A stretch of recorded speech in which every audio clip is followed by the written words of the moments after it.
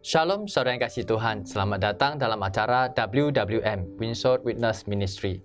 Hari ini bersama kita ada Bu Lucy yang merupakan seorang ibu rumah tangga dan juga pengerja di dalam gereja yang aktif dalam pelayanan para wanita. Mari kita sama-sama dengarkan kesaksian dari Bu Lucy tentang hidupnya terutama di dalam hal pernikahan. Shalom Bu Lucy. Shalom. Bu Lucy nikah udah berapa lama? 18 Maret ini 22 tahun. Oh, udah 22 tahun? Iya. Pas kali ya, ini tahun 2022, 22 tahun. Iya. Nah, mungkin Ibu bisa ceritakan pernikahan Ibu selama 22 tahun ini kayak gimana? Pasti orang pikirnya kan nikah tuh enak, gitu kan. Oke. Pertama aku juga mikir gitu, nikah tuh enak. Bahagia Bahagia, kayak di film-film gitu, happy ending kan. Ya. Nah, tapi ternyata ya tetap kita ngikutin prosedur waktu itu kan. Ikut BPN, ya kan? Kita nikah secara Kristen ya? Secara Kristen. Okay. Ikut BPN, selesai, kita diberkati. Kemudian mulai masuk tahun pertama, itu mulai, wah kayak gini suami aku ya. Oh kayak begini ya suamiku ya.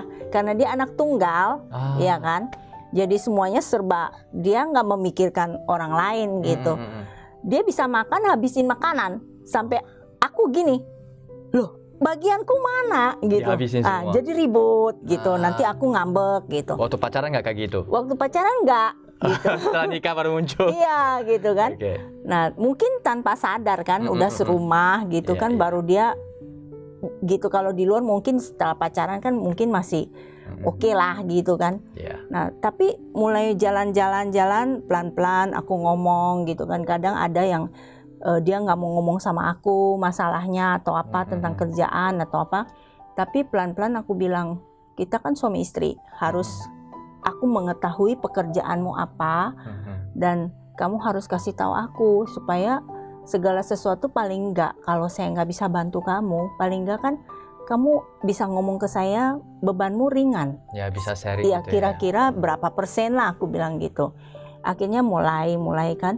Tapi tetap juga yang namanya penyatuan dua orang yang berbeda karakter, beda latar belakang keluarga, beda budaya gitu kan. Itu banyak, bahasa pun beda gitu. Kadang-kadang saya bahasa sama dia, dia suka gak ngerti, kadang-kadang dia ngomong ke saya suka gak ngerti, ribut gitu kan. 5 tahun pertama itu hari-hari ribut. Selama 5 tahun pertama itu? Ya. Bisa 1 minggu santai gitu, senang-senang, nanti ribut lagi gitu. Ya, sampai kadang-kadang saya kerja gitu kan, dia telepon, saya nggak mau angkat teleponnya, nanti pulang kerja saya pergi jalan-jalan sampai nanti jam 12 saya baru pulang. Gitu. Udah kayak perang dingin gitu ya? Nah pulang rumah gitu kan. Nanti besok gitu lagi, tapi saya bisa marah dia itu bisa seminggu saya nggak ngomongan sama dia. Nah, padahal sebenarnya saya tuh udah percaya Tuhan gitu kan. Tapi dalam permasalahan itu apa yang kita belajar di BPN itu semua kita lupa. lupa gitu loh. Iya kan, karena kita udah bergulat dengan masalah kita gitu loh. Nah sampai setelah 5 tahun itu udah kita mulai ada tenang-tenangnya dikit, udah mulai memahami satu sama lain kan, kekurangan apa ya udah pokoknya cincailah gitu, terima gitu, belajar menerima, tapi tetap masih ada gitu. Nah sampai setelah 5 tahun menuju ke 10 tahun itu, nah itu lain lagi problemnya. Problemnya sesi berikutnya. Iya, yang sesi 5 tahun itu kan kita saling memahami, berantem. Nah setelah itu beda lagi, kita mulai memikirkan gimana ya saya atur dia gitu kan, sesuai dengan yang saya mau gitu. Itu wanita lebih banyak berpikir seperti itu. Kemudian perbandingannya saya banding dia dengan orang-orang yang di luar, kayak suami-suami teman saya gitu kan. Saya suka, kalau saya lagi di MTR itu, saya suka lihat, wah cowok orang itu pakai jas keren ya pergi kerja. Suamiku enggak. Padahal aku pengen loh dia pakai gitu kan. Terus mulai berpikir gitu, kemudian pulang kalau lihat suami, berantakan kali suami saya ini gitu kan. Tapi setelah itu beberapa lama gitu berjalan ya, saya sendiri mulai, ya itulah mungkin kita hidup dengan Tuhan, berarti ada Roh Kudus yang pimpin gitu, Roh Kudus yang mengingatkan gitu loh. Ada sehari saya duduk-duduk gitu, saya pikir gitu, terus tiba-tiba ada seperti Roh Kudus ngomong gini, kamu nggak pernah bersyukur untuk apa yang aku kasih ke kamu gitu kan. Terus saya bersyukur apa Tuhan? Suami. Sebenarnya yang aku kasih ke kamu itu yang terbaik buat engkau gitu loh, buat kamu. Terus saya gini, iya ya Tuhan. Nah sejak saat itu, setiap kali saya kalau lihat orang gitu kan, kayaknya suaminya kerjaannya bagus, kayak suaminya posisinya tinggi gitu. Terus saya sendiri ngomong, enggak, saya punya itu yang terbaik sedunia. Amen. Langsung saya ngomong gitu sendiri ke diri saya gitu, what a joy how in the world gitu kan. Saya ngomong gitu terus sampai akhirnya saya udah nggak memikirkan membanding-bandingkan suami saya dengan suami orang lain gitu. Nah sampai 10 tahun selesai, kita mulai masuk lagi ke tahun berikutnya, kami pindah ke Batam. Oh, sebelumnya tinggal di mana, Bu? Saya sebelumnya tinggal di Hong Kong. Oh, suami orang luar negeri? Iya, okay. Orang Hong Kong. Kemudian kami pindah ke Batam. Pindah ke Batam itu pun atas inisiatif dia gitu. Dia bilang, yuk kita pindah ke Indonesia gitu. Padahal kerjaan saya udah oke ya, posisi udah oke gitu. Terus saya nggak mau. Pertama saya nggak mau pindah. Saya bilang ngapain kita balik ke Indonesia gitu. Di sini udah enak gitu kan. Biar gimana kita udah punya apartemen sendiri ya kan, kerja oke gitu loh. Terus kalau kita pindah lagi kita mulai dari nol gitu kan. Terus saya tuh bergumul 2 tahun itu, saya mau pindah nggak ya gitu. Sampai saya ngomong sama pendeta kami yang di sana. Pendeta itu ngomong gini, kamu istri atau suami kamu, suami kamu tuh kepala. Oh, gitu. Jadi harus tunduk. Ya, gimana pun keputusannya, kamu harus tunduk dan ikut. Terus pulang, saya gini, kok Tuhan kasih pilihan kayak gini sih, gitu kan? Iya, padahal di sana juga saya udah punya pelayanan gitu loh. Punya pelayanan ke TKW gitu, wanita semua. Terus saya, kenapa Tuhan kasih kayak gini sih, gitu. Terus tapi gini, lain sisi lagi Tuhan bilang tunduk ya. Saya bilang iya Tuhan, saya tunduk. Nah setelah kami pindah ke Batam, itu tuh masalah lagi, baru lagi ya, tempat baru. Aku mulai menggerutu, aku mulai bilang sini nggak enak gitu kan. Kenapa ini semua yang biasanya semua convenient ya di sana, aku mau apa aja ada, di sini aku harus cari, aku harus ini lagi, temen nggak ada, semua nggak ada, aku bingung ya. Sampai akhirnya saya keliling-keliling tuh gereja. Selama 1 tahun di sini saya berkeliling gereja kiri kanan, cari sampai akhirnya saya ketemu HOG. Di situ saya ibadah di situ 1, 2, 3 kali, saya merasa kayaknya ini tempat saya gitu. Udah, saya masuk kemudian gak lama didatengin sama Awi sama Anace di rumah, ngobrol-ngobrol gitu. Saya gini, saya suka gereja ini, maksudnya cocok gitu kan. Setelah masuk ke dalam, saya ikut lagi Motherwise. Waktu itu saya gak ada temen, tiba-tiba ada program Motherwise. Saya lihat, saya gini, saya mau masuk ini aja ikut. Terus gak ada temen, gak masalah, pokoknya saya bisa cari teman di situ katanya. Saya bilang sendiri gitu kan, saya bisa cari teman di situ. Akhirnya saya join di Motherwise. Setelah itu mulai tuh. Terus saya bilang gini, Tuhan dari awal mula saya kerja itu, saya suka bilang gini sama Tuhan, Tuhan saya ingin melayani di wanita. Tapi kalau Tuhan kasih saya kerja, saya nggak bisa melayani gitu kan. Terus saya bilang kayaknya waktunya nih, saya harus melayani di wanita sekarang. Tapi saya tanya, di sini ada ibadah wanita nggak? Nggak ada katanya. Ya udah, saya waktu itu belum ada ya? Iya belum ada. Terus 1 tahun berikutnya ada ibadah wanita itu. Nah, saya mulai di situ juga terlibat. Nah, tapi walaupun kita pelayanan, namanya juga kita manusia, betul nggak? Tetap ada masalah datang, kemudian kita masih berantem sama suami, tetap masih berantem gitu. Jadi walaupun pengerja, tapi tetap bisa berantem. Iya, kita bukan malaikat ya, kadang-kadang. Terus gak munafik lah gitu, namanya manusia ya. Tapi bagaimana kita mengatasi permasalahan itu. Nah, kemudian berantem sampai saya ini juga ganas loh. Iya, saya juga nggak mau kalah gitu kan. Berantem sampai akhirnya suami gini, daripada kita berantem terus, mendingan udah deh, kamu jalanin hidup kamu, aku jalanin hidup aku. Tiap bulan aku pokoknya kirim kamu duit, gitu. Aku balik gitu. Dia ada perkataan seperti itu. Aku balik ke Hong Kong gitu kan. Terus malam itu dia ngomong gitu sama aku terus diem. Aku diem kan. Terus aku nggak bisa tidur. Aku bangun, aku doa, terus Tuhan bilang gini, ingat aku lagi gini, kamu tuh nikah di gereja, janji nikahmu apa, gitu. Nah terus aku gini, oh iya ya, susah senang sama-sama, dalam keadaan susah maupun senang, dalam keadaan sehat maupun sakit, itu kita harus sama-sama.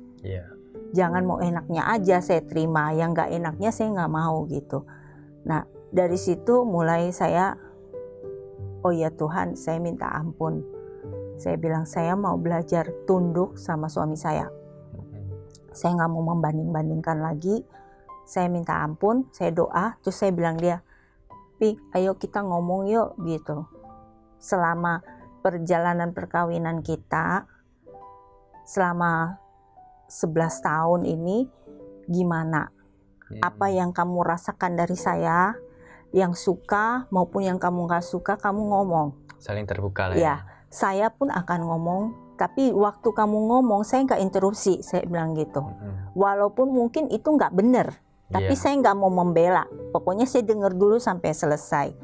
Nah, akhirnya kita mulai ngomong, dua suami istri mulai ngomong itu dari jam 12 malam sampai pagi.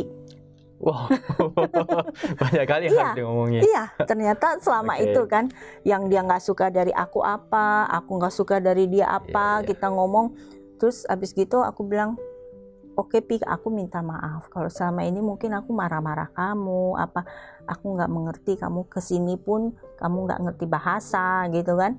Kamu harus berjuang juga, saya juga harus berjuang. Ya udah, mulai kita komitmen. Kita komitmen sama-sama, ya udah, di mana siapa yang bersalah, dia yang akan minta maaf duluan.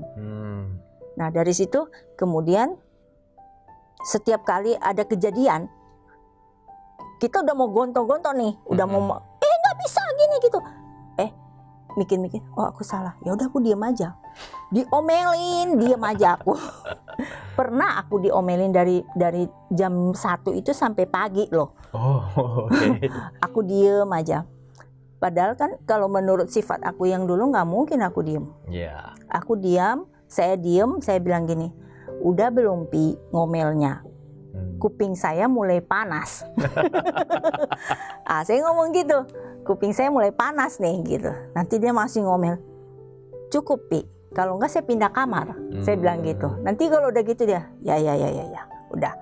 Jadi mulai dari situ kita mulai bisa mengerem emosi kita, ngerem ego kita, terus saling kita minta maaf gitu. Jadi mulai bisa berjalan baik gitu kan. Mulai nggak banyak berantemnya gitu. Sampai saat ini, sampai kemarin dia ada dikit keganggu kan kesehatannya. Itu juga aku nggak berani nangis di depan dia, tapi aku nangisnya kalau pas aku di atas lagi mau setrika baju ruangan sendiri, aku nangis, aku bilang sama Tuhan, kenapa Tuhan aku harus dikasih ujian ini gitu. Sebenarnya aku capek, aku mau lari aja gitu. Tuhan ingetin lagi janji pernikahan. Tiap kali aku mau lari, Tuhan tuh pasti ingetin aku janji nikah lagi gitu. Nah, susah senang sama-sama. Dalam keadaan sakit maupun sehat, kita harus sama-sama. Jadi sampai akhirnya dia pernah ngomong ke saya gini, saya nih sakit, udahlah biar saya mati aja kamu ini. Terus aku bilang sama dia, Pi jangan bilang gitu, masa aku mau terima kamu enak-enak aja. Ketika kamu banyak duit, ketika kamu sehat, kamu bisa bawa saya happy, itu saya terima. Tapi waktu kamu sakit, masa saya nggak ngerawat kamu, saya bilang gitu. Ini pun saya harus terima gitu. Nah dari situ dia mulai bilang, untung ada kamu ya gitu. Kalau nggak ada kamu, aku nggak kuat, dia bilang gitu. Nah jadi sebagaimanapun aku lihat dia dengan kekurangan dia, tapi aku tahu bahwa dia untuk aku gitu loh. Suamiku itu Tuhan kasih untuk aku. Jadi mulai saya belajar menerima kekurangannya, saya mulai belajar untuk tunduk kepada dia. Dengan segala keputusan yang saya ambil, itu saya akan tanya ke dia. Kita diskusi, keputusan terakhir ya suami gitu. Suami bilang nggak boleh, ya saya nggak jalan gitu. Gitu. Udah mulai belajar, udah menunduk segala macam. Kalau enggak, waduh. Kayak dulu lagi. Iya. Padahal kan di firman Tuhan udah bilang dia kepala. Masa kita mau ngambil bagian dia gitu kan? Jadi terbalik gitu ya? Iya. Jadi segala sesuatu saya selalu serahin ke dia lagi gitu. Saya belajar untuk ikut gitu. Cuman kalau ada yang nggak benar pasti saya bilang janganlah Pi, ini nggak baik gitu kan? Nggak benar gitu. Sebagai penolong ya? Iya. Juga. Cuman saya nggak pernah. Pokoknya kita saling terbuka, saling percaya. Ya sampai sekarang saya nggak pernah periksa handphone dia. Iya. Dia taruh gitu. Nanti kalau aku mau buka dia suruh pin berapa, dia kasih tahu gitu. Udah saling percaya. Iya. Jadi handphonenya juga itu, makanya saya bilang kalau kita saling percaya pasti perjalanan kita lebih baik gitu. Iya. Itu sih. Baik Bu. Nah, Ibu kan udah alami banyak, terutama dalam hal keluarga. Jadi mungkin bisa Ibu berikan kata-kata yang menguatkan teman-teman yang mendengar, yang mungkin dalam permasalahan. Mungkin bisa Ibu sampaikan sesuatu. Iya, saya ingin mengajak ibu-ibu semua yang ada di ibadah maupun di rumah, bahwa kita harus bergabung dalam komunitas, kita harus punya teman yang seiman. Ketika kita mengalami masalah, kita akan mencari Tuhan dan kita akan mencari solusi dari teman-teman kita yang percaya kepada Tuhan, maka kita akan mendapatkan kekuatan untuk menghadapi setiap masalah kita dan menyelesaikannya dengan cara Tuhan. Amin. Saudara, kita telah mendengar kesaksian dari Bu Lucy yang menceritakan tentang pergumulan ataupun tantangan di dalam kehidupan pernikahannya. Dan beberapa kali Bu Lucy ingin meninggalkan, tetapi Tuhan mengingatkan akan janji nikahnya. Itu seperti yang ditulis di dalam Kisah Para Rasul pasal 3 ayat 21. Kristus itu harus tinggal di sorga sampai waktu pemulihan segala sesuatu. Kata pemulihan tersebut itu berbicara tentang reset ataupun dibuat ke settingan semula. Dan segala sesuatu ini mencakup tentang hubungan di dalam keluarga juga. Jadi saudara, apapun yang saudara hadapi sekarang ini di dalam hubungan, kembalilah ke awal memulainya hubungan saudara dengan penuh dan kasih. Jikalau saudara membutuhkan konseling ataupun doa, silakan hubungi nomor tertera di layar tersebut. Terima kasih dan Tuhan Yesus memberkati.